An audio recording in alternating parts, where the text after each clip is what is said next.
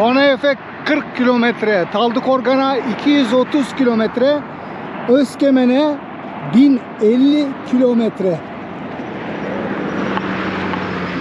Aman Allah'ım, aman Allah'ım. Kalaysinler, Kazak baladarı. Жақсысы. Ruhlarınızı bilesinler mi? Иә. Ruhun ne senin? Менің шапташты. Sen Шапташты. ulucuz bolasınlar mı? Men ortucuz kereymin. Otobüs durağında da Koşkar müyüz var. Kazak desenleri. Kazaksın be. Kazakça bilesin be. Otobüs kaçan kelet. Ahmet sağ olun. Töledim. Aha.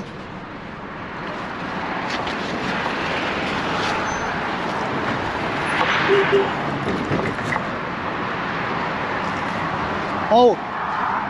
Ана мост бар ғой, Иә. көпір. Ya. Соның ар жағында тоқтайтын жері бар. Ya.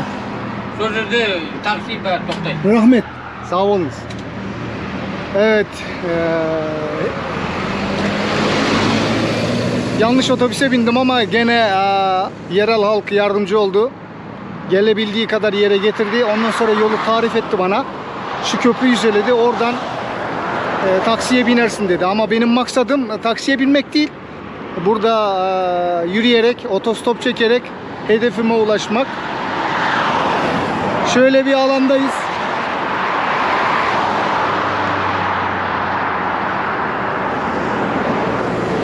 Bayserke diye bir köy var, orada bıraktı. Buradan yürüyeceğiz bakalım.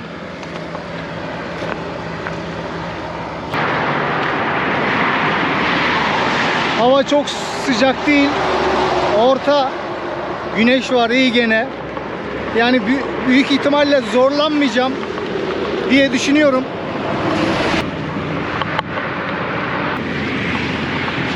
Allah kolaylık versin bana. Rahmetli babamın bana vasiyetinden sonra 2008 yılından sonra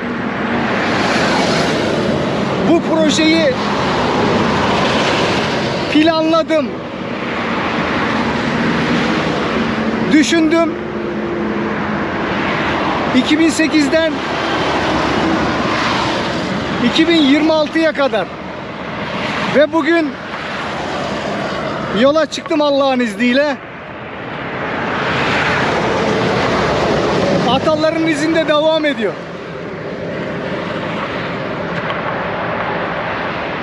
Evet, Konaefe 40 kilometre, Taldıkorgan'a 230 kilometre, Özkemen'e 1050 kilometre. Aman Allah'ım, aman Allah'ım. Evet, en net buradan gözüküyor.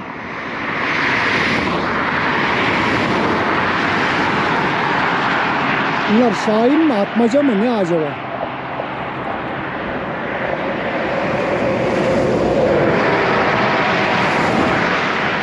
Ya da kartal mı? Kartal, evet. Burada herhalde bir av var, istedikleri bir şey var herhalde. Bakkala girdim, burada magazin diyorlar. İşte su aldım. Ondan sonra hediye olarak da bunu verdiler bana. Yolda yiyeceğim afiyetle. Kalaysinler, Kazak baladarı. Жақсысы. Ruhlarınızı bilesinler mi? Иә. Ruhun ne senin? Менің шапташты. Sen Шапташты. ulucuz bolasınlar mı? Men ortucuz kereymin. Türkiye'nin Kazak'ım. Konuştumun tanıskanıma. Alacaksın. Ben de. İşte dediğim gibi Kazaklar en küçüğünden en yaşlısına kadar 7 atasını biliyor. Secere var bizde. Yani Kazak'ta şöyle bir söz var. 7 atasını bilmeyen yetim derler bizde. 7 atasını bilmeyen yetim. İşte ben de belli bir süreye kadar bilmiyordum. 2008'de rahmetli babam vefat ettikten sonra bana tapsırma, yani vasiyeti vardı. Atam Tekman Batur'u araştırmam için bir vasiyeti vardı. O vasiyeti boyunca 2008'de başladım ben atam hakkında bilgiler toplamaya. Ondan sonra ben de 7 atamı öğrendim. Şimdi babam dahil 16 atamı biliyorum. Oğlum ve benle 18 atayı biliyorum. Yani 2008'e kadar hiçbir şey bilmiyordum. Rahmetli babamın vasiyetinden sonra araştırdım. Araştırarak kendimi geliştirdim. Ve neticede şu an atalarımın toprakları Kazakistan'dayım. Evet, şöyle otobüs durağıyla karşılaştım. Şansımı deneyeyim, belki otobüs gelir.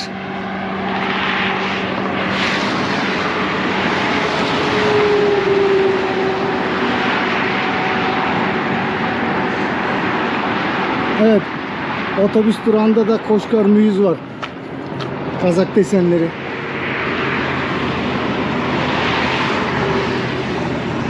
Şansımızı deneyeceğiz bakalım. Otobüs gelir mi gelmez mi? Yerel halka sormak lazım. Otobüs geleme.